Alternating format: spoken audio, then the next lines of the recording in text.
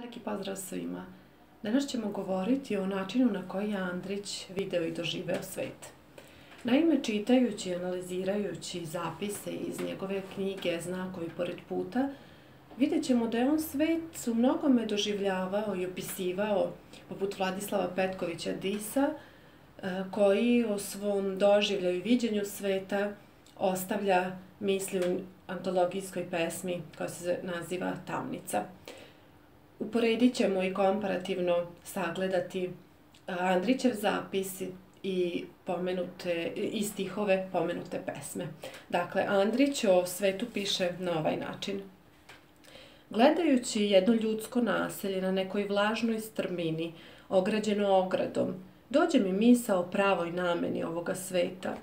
U stvari, ova planeta je možda jedan obor u koji je saterano i zatvoreno sve što je u vasioniji živelo i gamizalo, sa jedinom svrhom da tu pomre.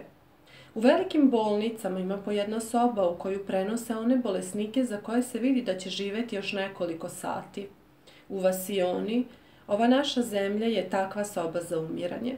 A to što se plodimo, to je samo iluzija, jer sve što se dešava u granicama smrti na koju smo osuđeni i zbog koje smo na zemlju bačeni.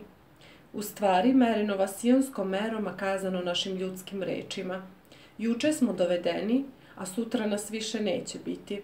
Možda će još trava rasti i minerali sazrevati, ali samo za sebe. Poput Andrića, kao što smo rekli, u Tamnici Vladislav Petković Dis ostavlja sledeće redove. To je onaj život gde sam pao i ja, sa nevinih daljina, sa očima zvezda, i sa suzom mojom što nesvesno sija, i žali kotica oborena gnezda. To je onaj život gde sam pao i ja. Dakle, i Andrić i Dis govore o životu koristeći zamenicu onaj, koja nam aludira na to da oni svet ne doživljavaju kao nešto svoje, kao nešto prirodno i nešto što im pripada. Dok Vladislav Petković Dis direktno govori da je za njega svet tamnica i poredi ga sa time, a Andrić nam govori da je to za njega čekaonica smrti, da je to obor i bolnica u kojoj zapravo samo čekamo da umremo. Nasuprot tome, važno je reći da Andrić ne posmatra svet isključivo na takav način. On smatra da smo mi zapravo kao pojedinci krivi što smo dozvolili da svet tako doživimo. On smatra da smo mi kao ljudi odgovorni za to što nismo prijatelji, što ne krčimo svoje staze i puteve, što negde zapuštamo i sebe i svoj život i time dovodimo do takvog stanja da nam se često svet učini tamnicom iz koje je negde nemoguće izaći. Andrić o tome piše na sledeći način. Dođe vreme kad se čovek nađe pred mračnim, neprelaznim jazom koji je godinama polagano i nesvesno sam sebi kopao. Napred ne može, natrag nema kud. Reči nestalo, suze ne pomažu. Strahota ga da jaukne. A i koga da zove? Ne seća se pravo ni svoga imena. Tada vidi čovek da na zemlji postoji samo jedno istinsko stradanje, a to je muka nemirne svesti. Dakle, nakon nekog perioda čovek počinje sebi da postavlja pitanja, gleda svoj život, pokušava da odgonetne ko je on, da li on uspeo u životu, da li je ostvario svoje ciljeve, svoje snove, i tada zapravo postavlja sebi tolika pitanja i dovodi sebe do tog stanja da ga muči svest koja dovodi do nesanice. Vidjet ćemo, Andrić o tome piše, i tada mu se svet čini kao tamnica. Ipak biti nesvestan toga kakav je svet, društvo i ljudi koji nas okružuju je nemoguće, i čovek čim uloži i malo napora, znanja i volje da to upozna, postaju mu jasne mnoge stvari. Ipak čovek ne treba, kako Andrić kaže, da se prepusti tome, jer onog trenutka, kako on ostavlja u jednom zapisu, kad čovek počne da primećuje šavove i pukotine u svom životu, on se bavi i fokusira isključivo na to i sebi postavlja bezbroj pitanja koja ga drže u tom začaranom krugu. Andrić nasuprot tome nam govori da je važno da upoznamo mnoge religije, kulture, različite narode, kako bismo shvatili da je svet prepun bogatstva i da možemo da se pronađemo i da imamo mogućnost da budemo ono ko mi zaista jesmo. On o tome govori na ovaj način. Nesumnjivo je srećniji i može da izgleda jači i dosledniji, onaj koji iskreno i duboko osjeća smisao, vrednost i lepotu jednog određenog sveta, jednog utvrđenog načina života.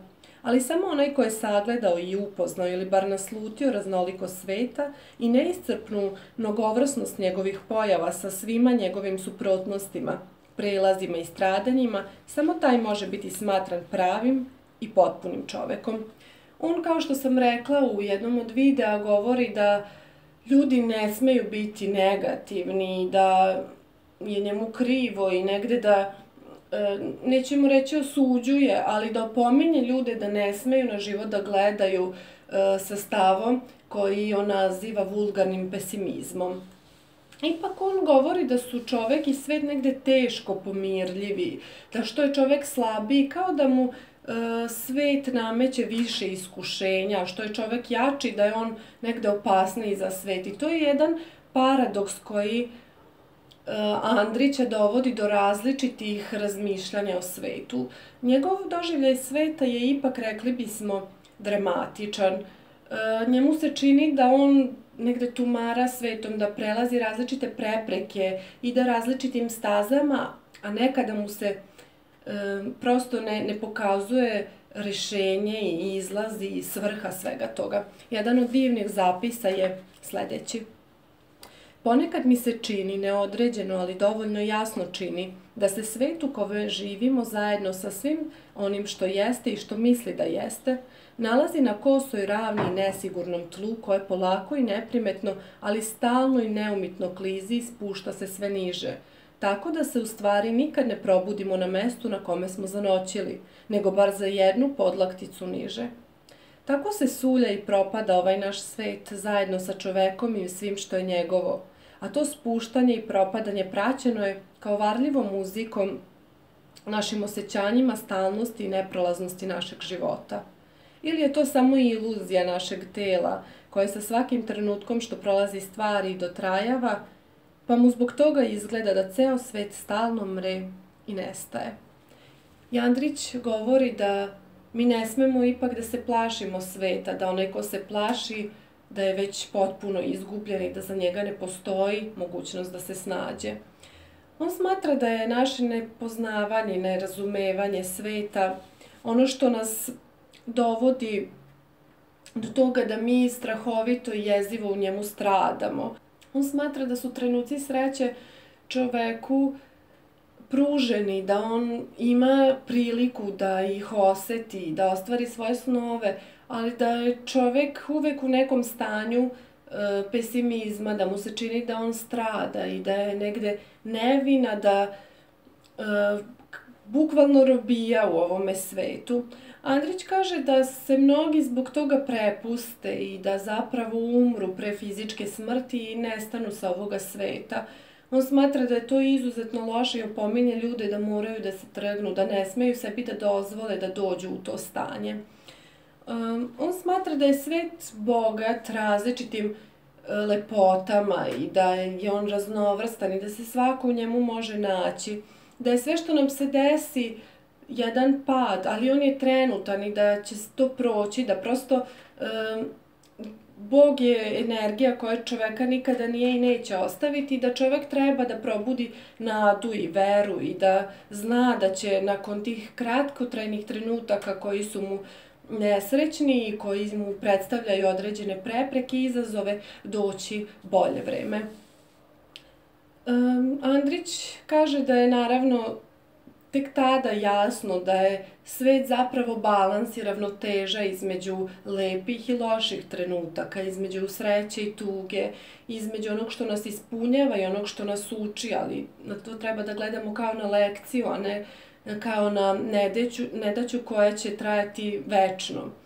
On smatra da se čovek u svetu ipak ne osjeća prijatno, prihvaćeno, pogotovo ako je različit, ali ono što dovodi zapravo do tog teškog osjećaja jeste kada nam nisu u skladu reči, misli i dela.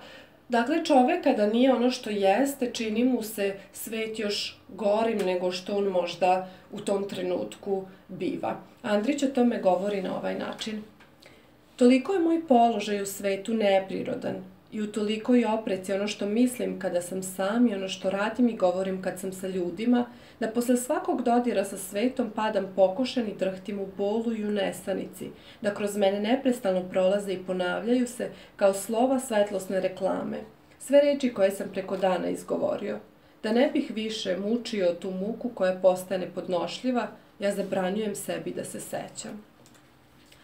Dakle, neophodno je da budemo ono ko mi zaista jesmo, da naše misli budu odraz naših htenja i da to slobodno izražavamo i govorimo drugim ljudima. To je jedina mogućnost da budemo ono što želimo da budemo i da svet i ljude ne doživljavamo sa nekim negativnim predznacima, da ne mislimo da je svet tamnica, da su ljudi zveri i da je zapravo nemoguće snaći se u ovom svetu. Andrića ipak ne bih, kao što sam rekla, nikada posmatrala kao pesimistu. Nije moguće da Andrić ne ostavi ovakve zapise o svetu. On je život dobro poznavao, razumeo, kretao se, bio u mnogim prilikama, raznim iskušenjima i jasno je da je on prosto prodreo sve pore čovekovog života. Ali Andrić uvek napominje da postoji nešto izvan čoveka, nešto na što čovek ne može da utiče i da postoji mogućnost da se čovek uvek izbavi i da živi onako kako želi da živi i da zapravo svet nije samo tamnica, već i jedan izvor nepresušnih blaga, ali da je do čoveka i do čovekovih misli i njegove svesti na koji način će on svetu i društvu prići, razumeti ih i kako će se on prema njima, a zatim i oni prema njemu odnositi. Ono što je zaključak nakon analize Andrićevih znakova i zapisa koje ostavlja u pomenutoj knjizi, jeste da je imperativ čovekovog života živeti, padati, saplitati se, na klackalici dobra i zla birati uvek jedno, biti stalno na iskušenjima, prosto živeti. Saplitati se, padati, plivati, truditi se, nekada uspeti, nekada i ne uspeti, ali živeti. Živeti i biti čovek, jer kako i Andrić smatra, to je najveće dostignuće ovoga života i kakav god svet da bio, mi smo prosto, makar i, kako Andrić kaže, u toj čikaonici, dok sa njega ne odemo i dok smrt ne dođe po svoje i zbog toga smo prinuđeni da živimo, a kad smo već prinuđeni da živimo, treba da iskoristimo ovaj život na što bolji način. Nadam se da ste uživali. Hvala svima na divnim komentarima, podršci i zanimanju i zainteresovanosti za moj rad. Nadam se da ćete i dalje pratiti nova videa. Imate linkove društvenih mreža u opisu videa, YouTube kanal Životni umetnici, Facebook stranicu Životni umetnici i na Instagramu takođe imate profil, tako da me možete naći, informisati se o daljem radu i mogućim saradnjama. Hvala vam svima na podršci i vidimo se u jednom od narednih videa.